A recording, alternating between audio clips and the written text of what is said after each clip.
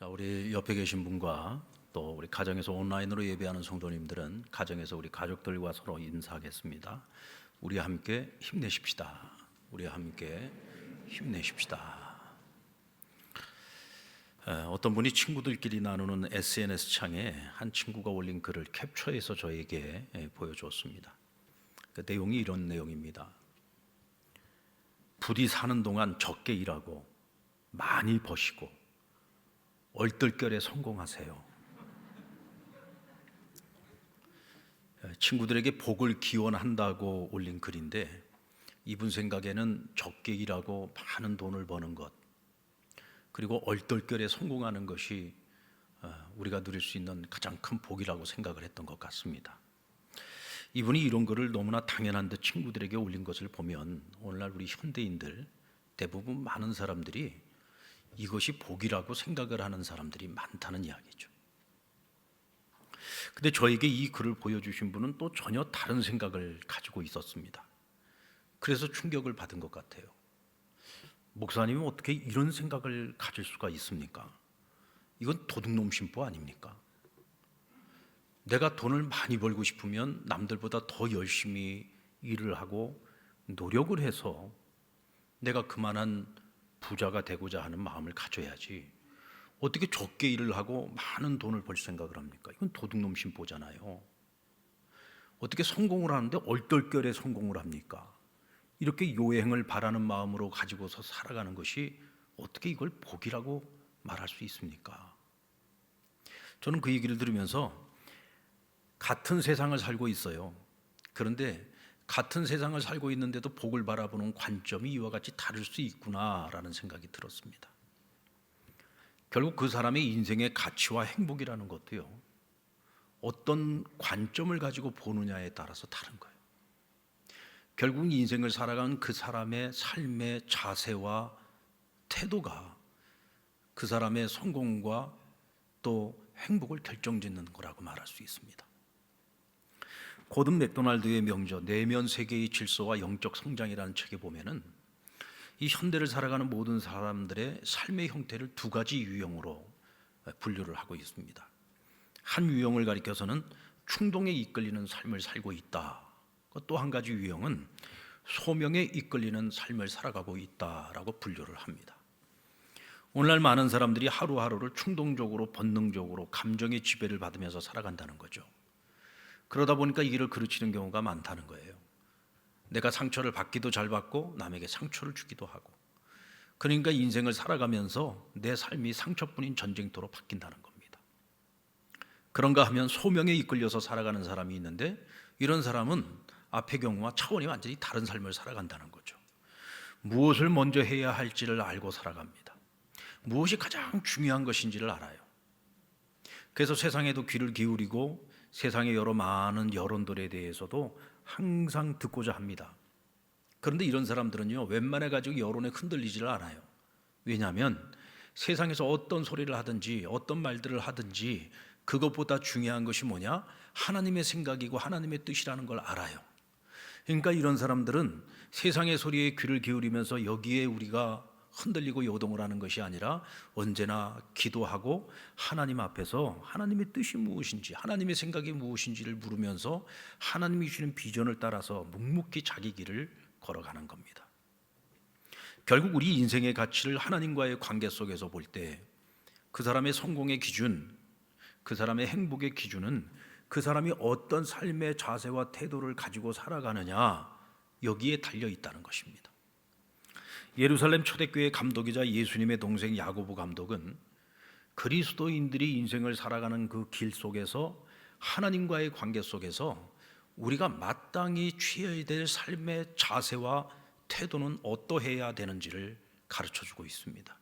오늘 그것이 13절에 나오는데 우리 같이 한번 읽어볼까요? 시작. 너희 중에 고난당하는 자가 있느냐? 그는 기도할 것이요 즐거워하는 자가 있느냐? 그는 찬송할지니라. 사람이 살아가면서 희노애락, 기쁘고 즐거운 일도 있고 분노할 일도 있고 형통할 때도 있지만 길이 막힐 때도 있고, 근데 이 희노애락이라고 하는 것이 참 사람들에게 공평한 것 같아요. 우리가 항상 즐거울 수만은 없지요. 때로는 고난이 찾아오기도 합니다. 항상 우리가 형통할 수는 없잖아요. 또 길이 막히기도 하고 어려움을 겪기도 합니다. 이런 희노애락이 우리의 인생 가운데 끊임없이 밀려오고 끊임없이 찾아옵니다. 그런데 이와 같은 날을 우리가 살아가면서 고난이 찾아왔을 때 우리 그리스도인들은 어떤 자세를 가져야 되느냐? 기도해야 된다는 거예요. 또 우리 인생에 즐거운 날이 찾아왔을 때는 어떻게 해야 되느냐? 하나님을 찬송해야 된다는 겁니다. 자, 우리 믿는 자들이, 그리스도인들이 고난 가운데 기도를 한다, 즐거운 가운데 하나님을 찬송한다, 이거 너무 당연한 일이잖아요. 그리고 굉장히 자연스러운 일 아닙니까? 이건 특별한 게 아니잖아요. 근데 야고보 감독은 왜 오늘 우리에게 이렇게 엄중한 권면을 하고 있는 걸까요? 자연스러운 일은요, 특별히 가르치지 않아도 되는 겁니다.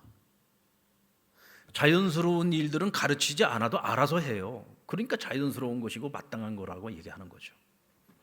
근데 야고보 감독이 이렇게까지 초대교회 성도들에게 힘주어서 강력하게 권면을 하고 있는 이유는 뭘까? 이유는 아주 간단합니다.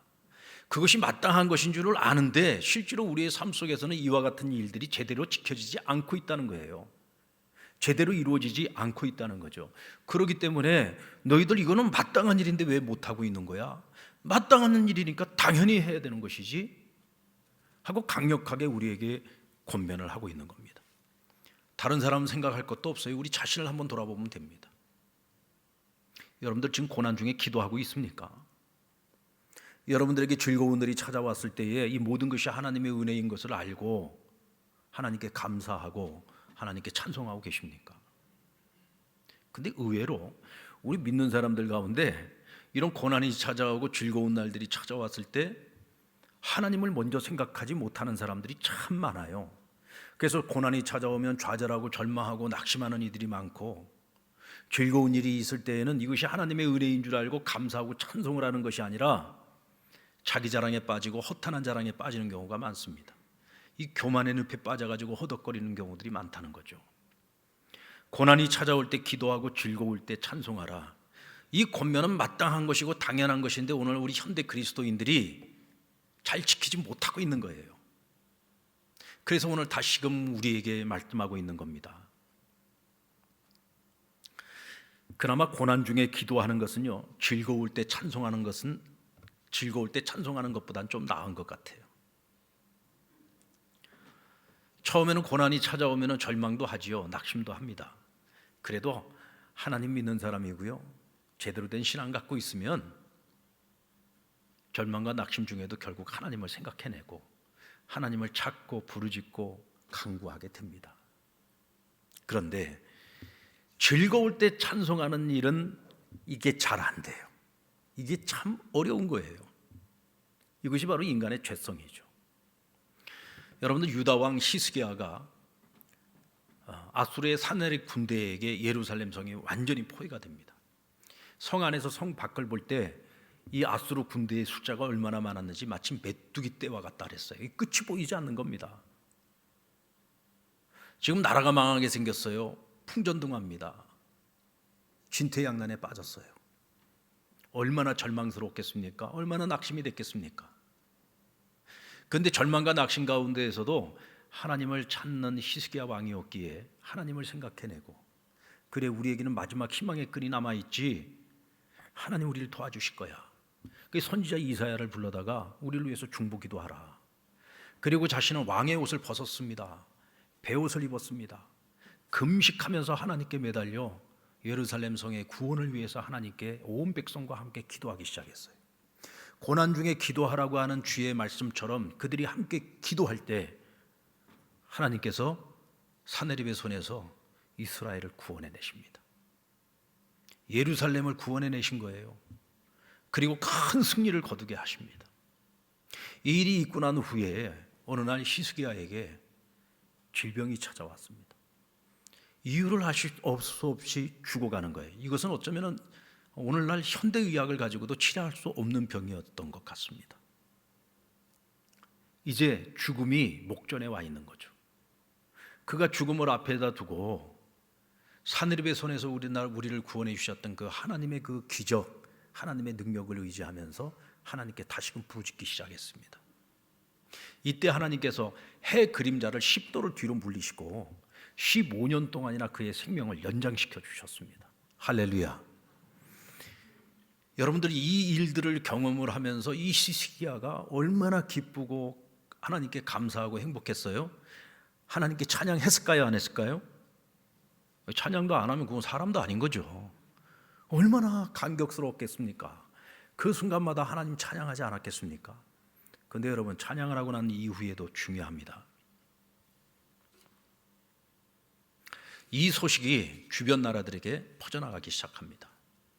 야, 저거 진짜 저 작고 작은 나라 저 유다 왕국이 사내립의 군대를 물리쳤대.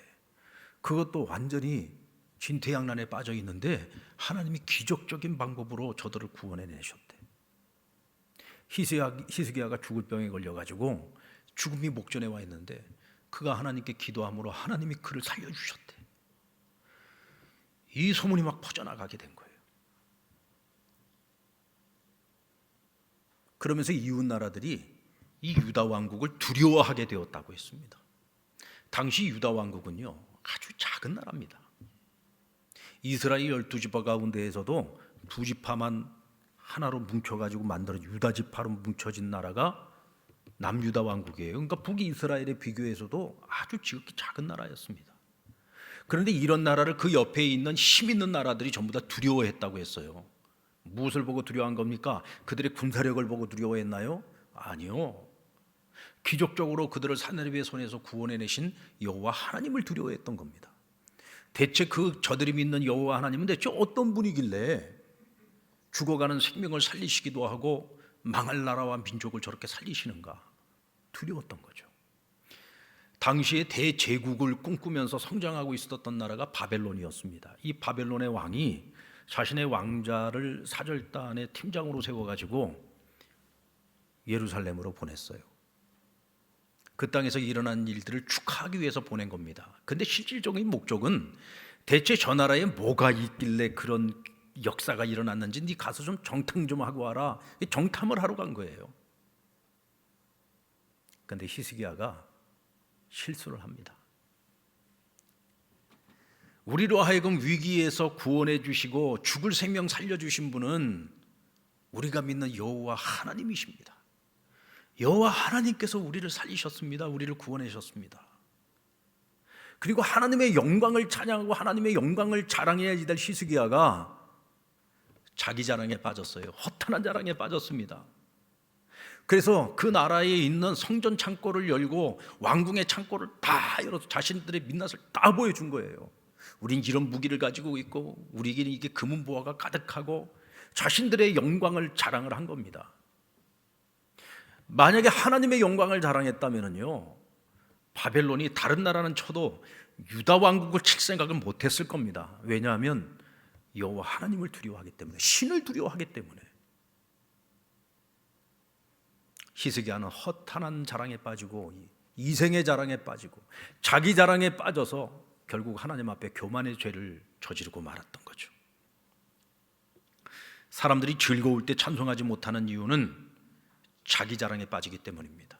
이 모든 것이 하나님의 은혜라는 사실을 깨닫지 못해요. 지금 내게 주어진 이 성공이 당연한 거라고 생각을 하는 거죠. 하나님의 은혜라는 생각을 못해요. 그러니까 자기 자랑에 빠지는 것이고 허탄한 자랑에 빠지는 것입니다.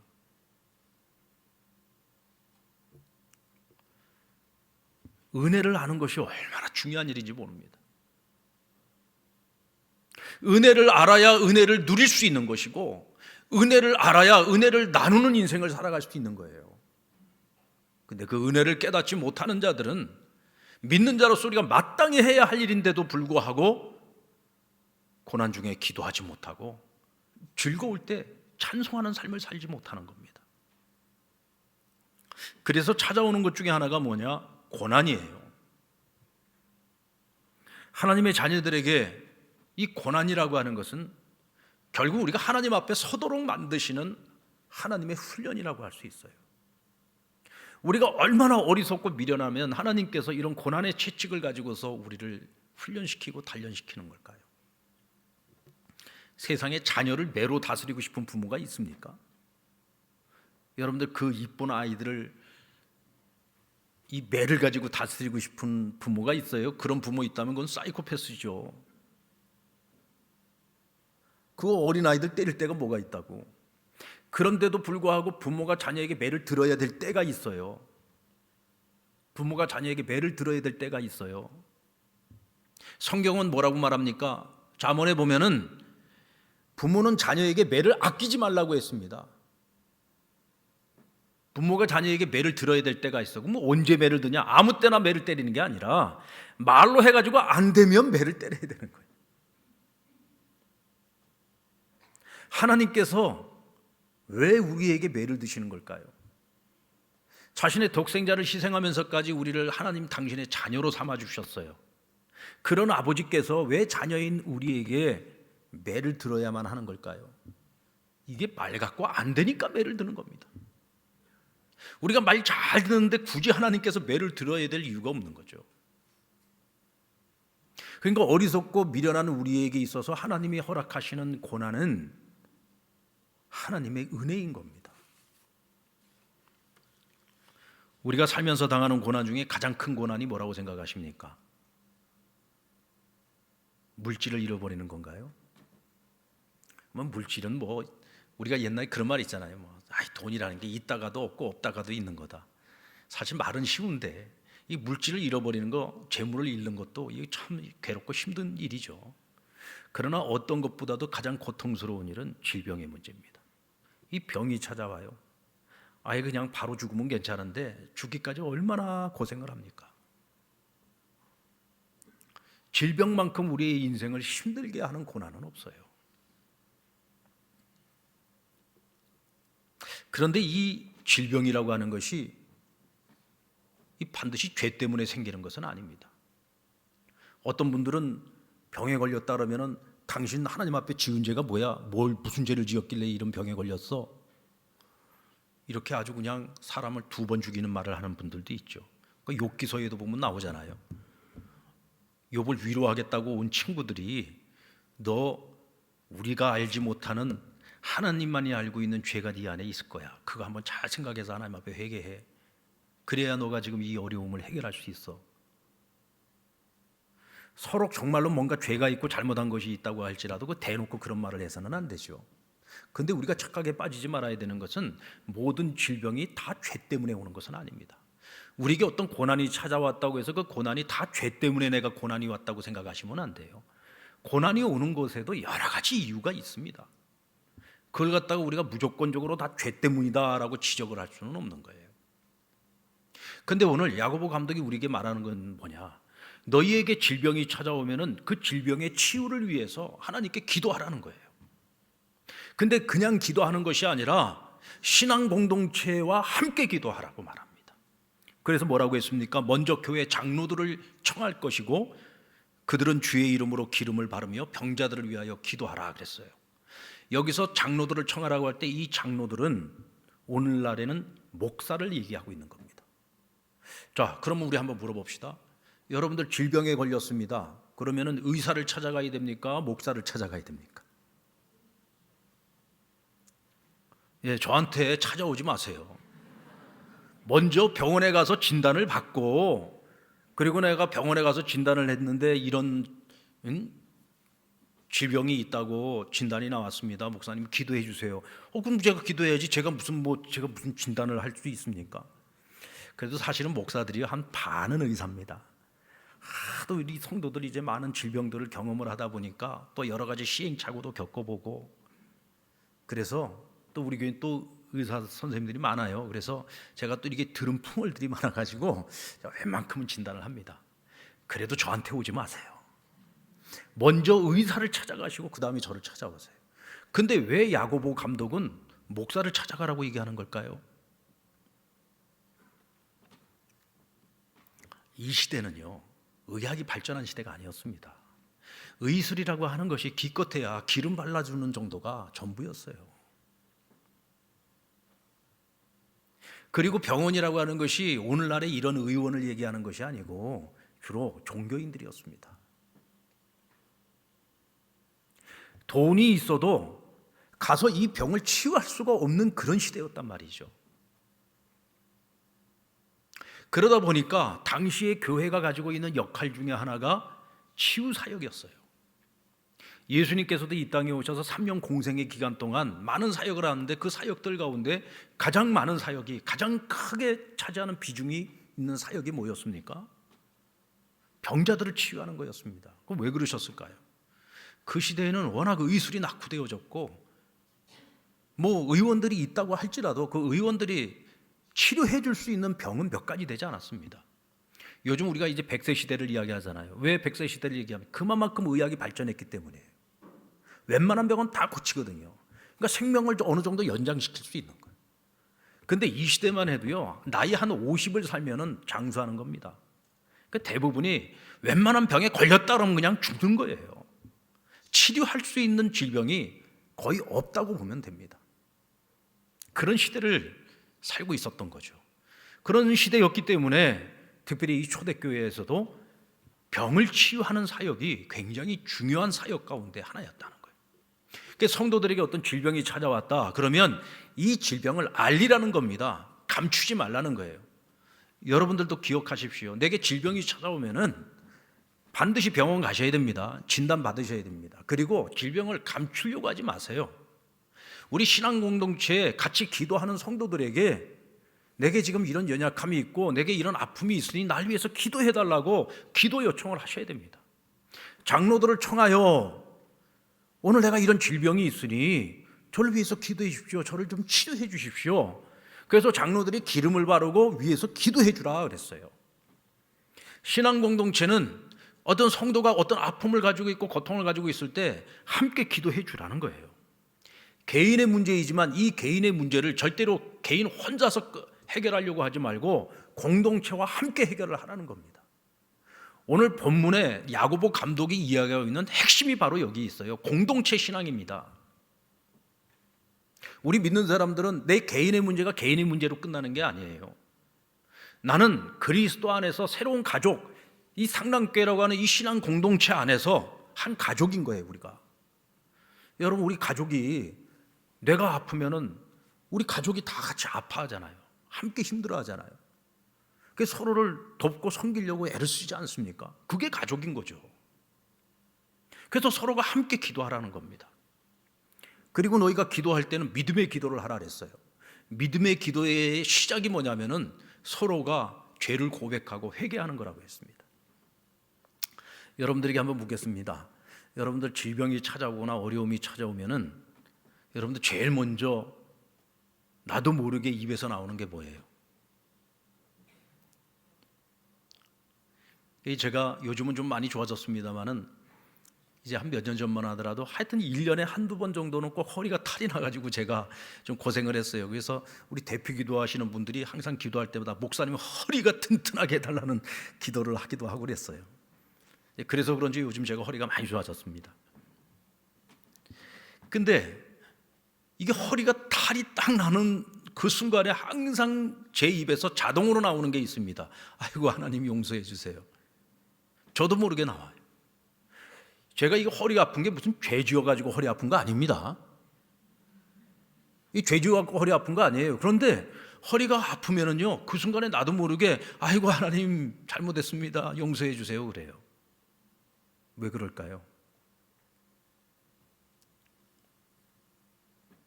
다시 한번 나를 점검해 보게 되는 계기가 되는 겁니다. 내가 연약할 때 하나님 제가 하나님 앞에서 요즘 내가 잘못 산 부분들이 있네요.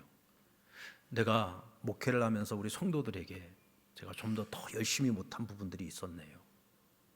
하나님 내게 주신 건강인데 건강할 때는 이게 하나님의 은혜인 줄 모르고 살다가 이렇게 또 질병이 찾아오니까 이제서 또 내가 하나님을 찾게 되네요. 하나님 용서해 주세요. 질병의 문제 하나가 찾아오더라도 이것을 내가 다시금 하나님의 은혜를 회복할 수 있는 기회로 삼아야 되는 거예요. 아멘입니까? 그냥 아프구나, 아유 빨리 나서야지 이게 아니고 아프고 안 아프고의 문제가 아니에요. 고쳐지고 안 고쳐지고의 문제가 아니에요. 이런 시험이 오고 이런 고난이 찾아왔을 때 내가 다시 하나님을 찾고 내가 다시 한번 정신을 차릴 수 있는 기회로 삼는다고 한다면 이 질병도 은혜인 겁니다. 하나님의 손길을 다시 한번 경험할 수 있는 은혜인 거예요.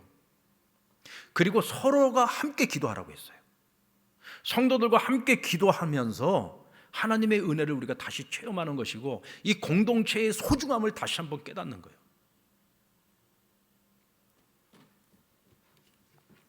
저희 교회 황숙자 권사님 위해서 우리가 기도를 많이 해왔습니다.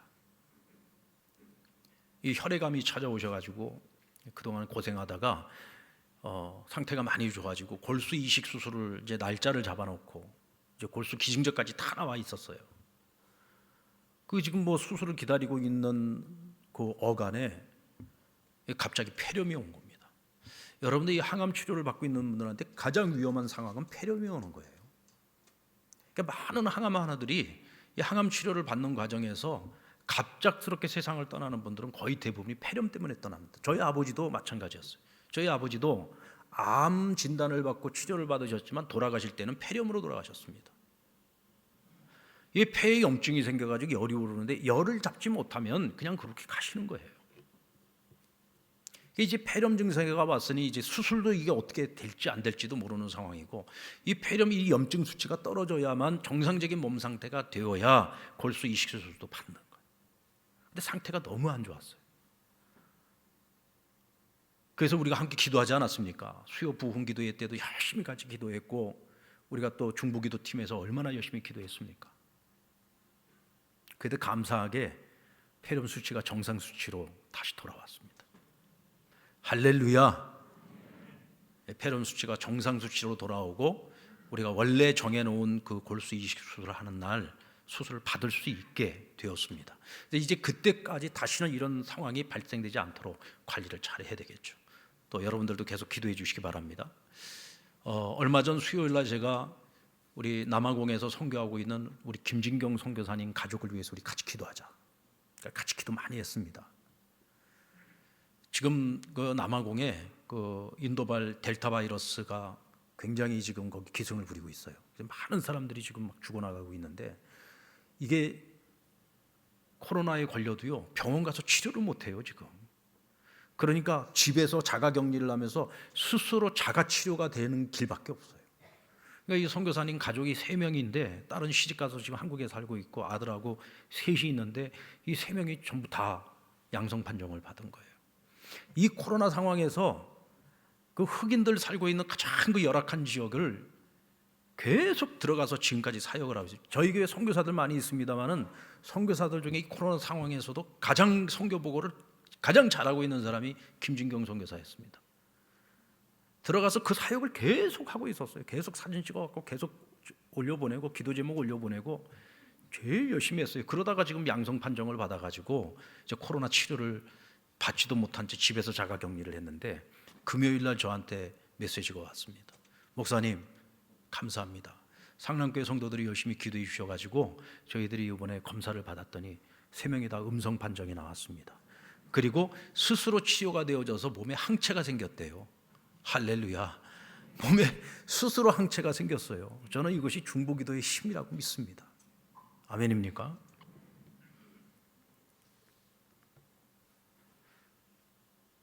여러분 우리는 하나님의 은혜를 잊고 살아갑니다. 은혜 없이는 살아갈 수 없는 백성들이죠. 하나님의 은혜를 잊고 살아가는데 그 은혜의 통로 가운데 하나가 뭐냐면 공동체입니다. 성도들이 서로를 위해서 기도하는 거죠. 우리 신앙 공동체에 우리 성도들을 통해서 받는 그 은혜가 우리가 또 얼마나 큰지 몰라요. 그래서 오늘 보면 의인의 기도는 역사는 힘이 크다 그랬어요. 여기서 의인의 기도는 뭡니까? 의인의 기도는요 바로 저와 여러분의 기도를 말하는 거예요.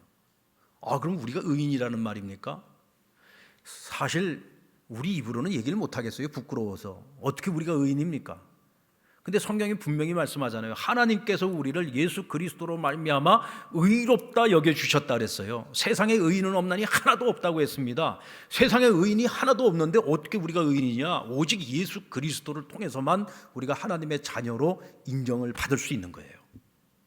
그래서 우리가 의롭다 여김받은 의인 공동체가 된 겁니다. 이게 바로 교회예요. 그래서 교회의 이 성도들의 중보기도가 의인의 기도인 것이고, 바로 이 의인의 기도가 하나님이 역사하는 힘이 있다고 말씀하셨어요. 믿습니까?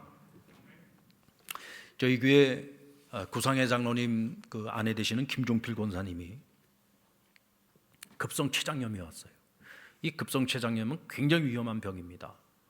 이 보통 대부분이 이 급성췌장염에서 췌장암으로 이게 이제 보통 발전을 하는데, 권사님이 급성으로 왔는데 이 췌장뿐만 아니라 그 주변에 있는 장기에 이게 지금 염증이 전부 다 퍼져 버렸어요. 그래서 중환자실로 들어가서 지금 사경을 헤매고 있는데, 의사들 말로는 50이라는 거죠. 사는 것도 50, 죽는 것도 50. 그러니까 준비해라. 그 이제 장로님이 급하게 중보기도 요청이 왔어요. 목사님 기도해 주세요. 지금 기도밖에는 방법이 없습니다.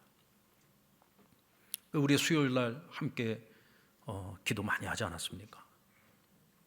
이제 장로님한테 연락이 왔는데, 그래도 다행히 의사들이 딱 잘라서 고비를 넘겼습니다 이렇게는 얘기를 하지 않지만, 종합적인 얘기를 들어보면 고비는 넘긴 것 같습니다. 그러나 염증 수치가 떨어지지 않으면 장담을 할 수 없습니다. 기도해 주십시오. 여러분들, 너희가 기도하라 했잖아요. 의인의 기도는 하나님이 역사하는 힘이 있다고 했잖아요. 그렇다면 우리는 그 약속의 말씀을 믿고 붙들고 함께 기도해야 됩니다. 그러면 우리 권사님도 건강한 모습으로 우리의 품으로 돌아오게 될 것이라고 저는 믿습니다. 여러분들, 야고보 감독은 엘리야를 예로 들어서 설명하고 있어요. 17절에 보면 엘리야는 우리와 성정이 같은 사람이로되 그가 비가 오지 않기를 간절히 기도한즉 3년 6개월 동안 땅에 비가 오지 아니하고 다시 기도하니 하늘이 비를 주고 땅이 열매를 맺느니라. 엘리야는 우리와 다르기 때문에 하나님이 기도의 응답을 하신 것이 아니라 우리와 성정이 똑같대요. 우리하고 하나 다를 것이 없어. 근데 왜 하나님께서 엘리야의 기도에는 이렇게 즉각적으로 응답을 하셨느냐? 그는 자기 뜻과 자기 생각을 갖고 기도한 것이 아니라 철저하게 하나님의 뜻대로 기도한 사람이에요. 하나님께서 이스라엘을 심판하기 위해서 내가 비를 내리지 않겠다고 하니까 그 하나님의 뜻을 따라서 주여 비를 멈추게 하옵소서라고 기도를 한 것이고, 이젠 내가 은혜를 베풀어 비를 내리겠다 하니까 주여 비를 내리시옵소서 하고 기도를 한 거예요. 철저하게 하나님의 마음과 뜻을 알고 그 뜻에 맞추어서 기도를 한 거죠. 그러니까 하나님께서 응답하시는 거예요. 우리가 기도하는 이유는 딴 거 아닙니다. 하나님 우리에게 하라고 말씀하셨기 때문에, 약속하셨기 때문입니다. 그러니까 우리는 그 약속을 붙들고 기도하는 거예요. 그것이 뭐냐? 하나님의 뜻을 알고 그 뜻을 따라서 기도하는 거예요. 너희가 서로를 위하여 낫기를 위하여 기도하면 내가 역사하겠다고 말씀하셨어요. 그럼 우리는 그걸 붙잡고 기도하는 거예요. 그걸 믿고 기도하는 거예요. 아멘입니까? 오늘 우리가 함께 불렀던 은혜라는 찬양이 있죠. 이 찬양의 가사에 보면 내가 지금껏 살아온 모든 것, 내가 지금껏 누려온 모든 것, 내가 이거 당연한 줄 알았는데 당연한 게 아니더라는 거예요. 모든 것이 다 하나님의 은혜였다. 왜 우리가 여러분들 고난 중에 기도를 더디합니까? 왜 우리가 즐거울 때 하나님을 찬송하기보다 자기 자랑이 앞섭니까? 바로 이거예요. 지금까지 내게 있었던 모든 것들이 다 당연한 것으로 내가 생각하고 살아왔기 때문에. 근데 여러분, 당연한 게 하나도 없어요. 모두가 하나님의 은혜입니다. 근데 이 은혜를 은혜로 알지 못하고 그것을 깨닫지 못하니까 마땅히 행해야 될 우리의 자세와 태도가 무너져 버리고, 너무나도 당연한 것인데도 불구하고 우리가 그것을 못하고 살아온 겁니다.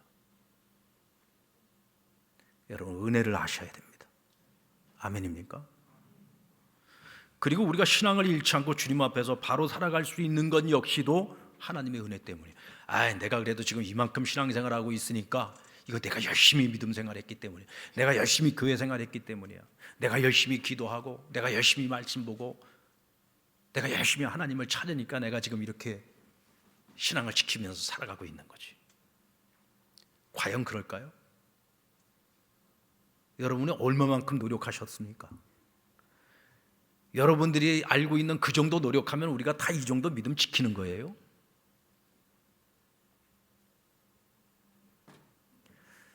참 하나님이 보실 때에는 정말 우리를 볼 때 정말 기가 막힐 때가 참 많을 것 같아요. 야, 이창규 목사야, 너 목사가 돼가지고 야, 내가 너를 보면 기가 막힌다. 아무개 장로야, 아무개 권사야, 아무개 집사야, 야, 내가 너희를 보면 정말 기가 막힌다. 아마 그러실 때 많을 것 같아요. 하나님께서 나를 볼 때 참 기가 막힌데도 제가 그래도 믿음을 잃지 않고 그래도 제가 이렇게 목사 노릇을 하고, 우리가 또 하나님께서 맡겨주신 그 직분을 우리가 그래도 감당을 하면서 살아갈 수 있는 거는요, 한번 따라올까요? 모든 것이 하나님의 은혜입니다. 모든 것이 성도들의 은혜입니다. 맞아요. 하나님의 은혜인 건 이건 너무나도 당연한 거고요. 여러분들, 상남교회라고 하는 상남 공동체라고 하는 우리 믿음 안에서 한 형제가 되고 한 자매가 되어 내가 힘들고 어려울 때마다 날 위해서 기도해 주는 그 성도들의 사랑과 섬김과 관심이 있기 때문에 우리가 믿음을 잃지 않고 살아가는 겁니다.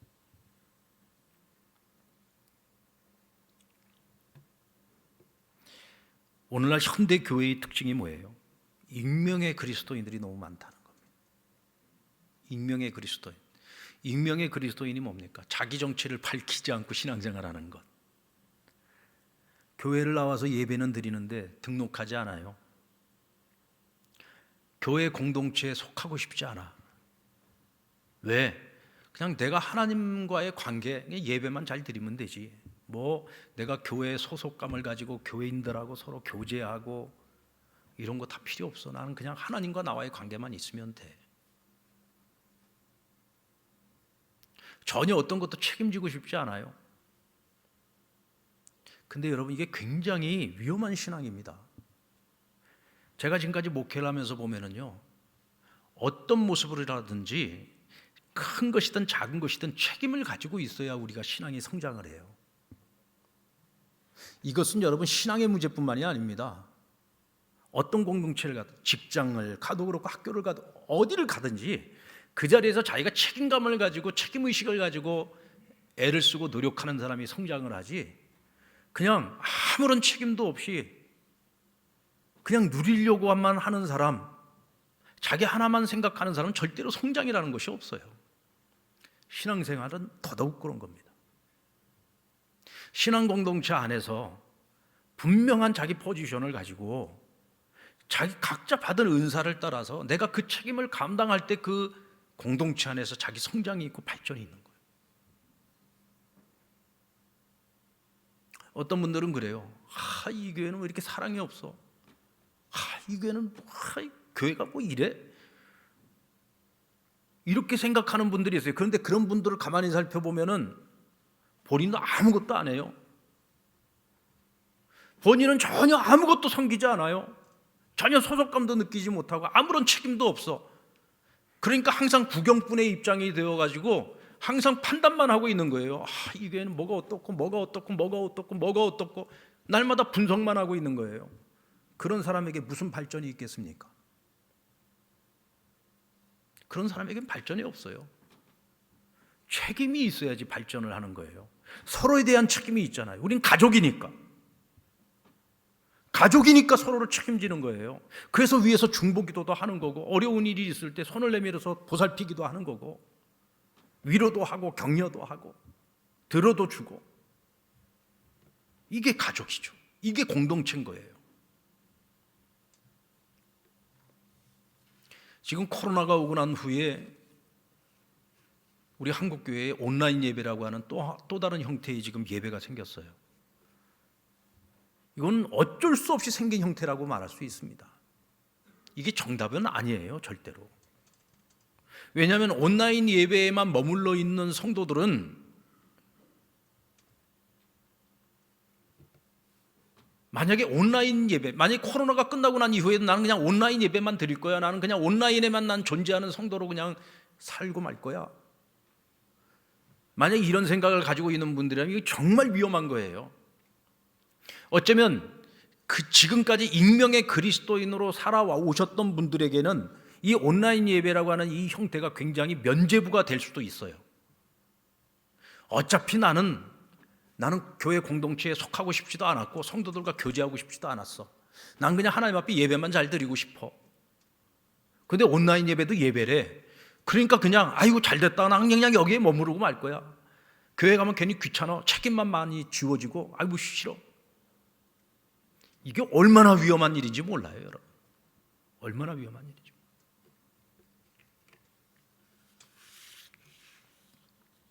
우리 19절로 20절 말씀 같이 한번 읽어볼까요? 시작.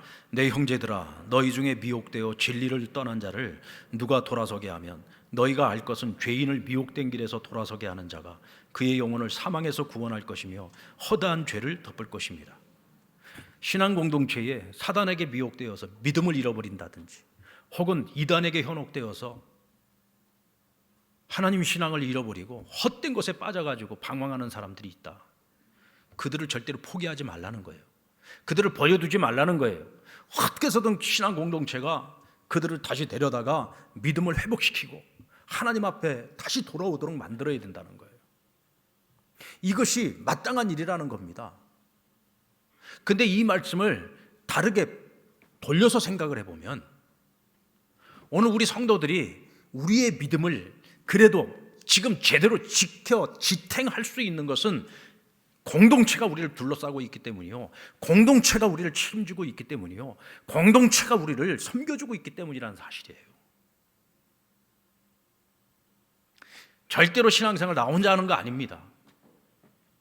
하나님의 은혜도 중요하지만 공동체의 은혜가 중요한 거예요. 오늘 야고보 감독이 우리에게 얘기하는 질병의 문제를 이야기하고 있는 것이 아니라 공동체 신앙이 얼마나 소중하고 중요한 것인지, 우리가 그리스도 안에서 함께 한 형제가 되고 한 자매가 되는 우리가 서로를 섬기고 서로를 사랑하고 서로를 위해서 기도하는 이 일이 얼마나 중요한 것인지 오늘 그것을 강조하고 있는 겁니다.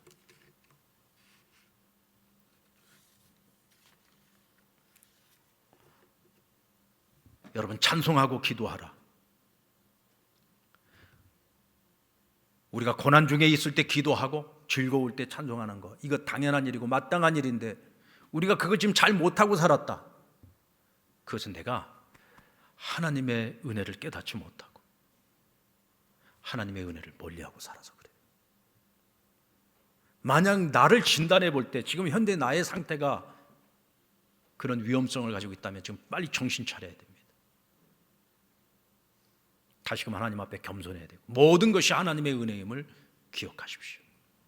이때 우리는 은혜로 사는 자가 될 수 있고 또 은혜를 나누며 살아가는 사람이 될 수 있습니다.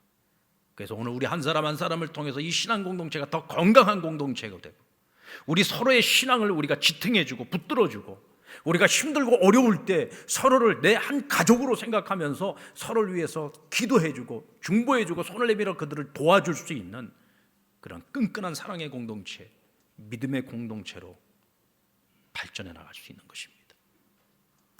사랑하는 여러분, 한번 따라볼까요? 고난 중에 기도하고 즐거울 때 찬송하라. 이것이 그리스도인의 마땅한 삶의 자세요 태도입니다. 이와 같은 삶을 우리의 삶 속에서 실천할 수 있기를 주의 이름으로 축원합니다.